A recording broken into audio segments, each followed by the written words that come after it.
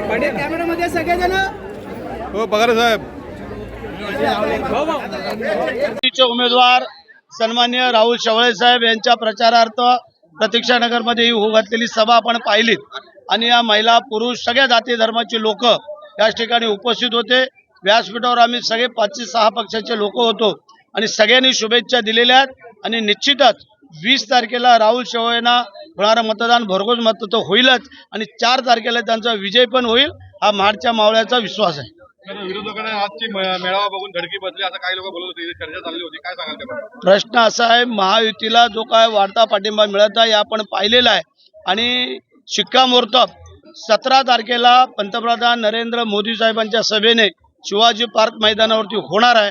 त्यावेळेला आपण सगळ्यांनी यावं आम्ही निमंत्रित केलेलं आहे, न भूतो न भविष्यतो आणि अशा प्रकारे सोनार की और एक लोहार की त्या दिवशी होणार आहे की पंतप्रधान परत नरेंद्र मोदी साहेबच पाहिजेत।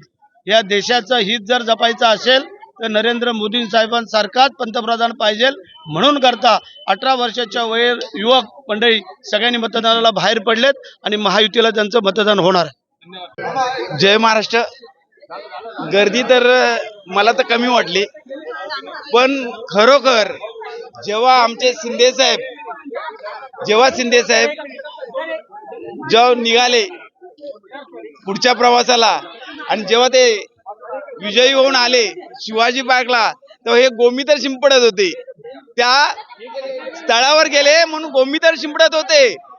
पण वरुण राजाने आज केलं, काल इथेच त्यांची सभा होती आणि या सभेवरती हे दिग्गज येणार यासाठी वरुण राजाने सुद्धा पाऊस पाडला आणि धुवून काढलं। काल त्यांनी केलेली घाण आम्ही धुवून काढली आणि येणाऱ्या याच्यामध्ये विजयी हा आमचाच होणार, गुलाल आम्हीच उधळणार हे त्यांना माहीत झालेलं आहे। आजचं त्यांना वाटलं होतं की या पावसाने ही सभा होणार नाही। शरद पवार जर सभा तिकडे करू शकतात पावसात, तर आम्ही पाऊस थांबू बी शकतो। एवढी मोदी साहेबांकडे ताकद आहे, ही सिद्ध झाली।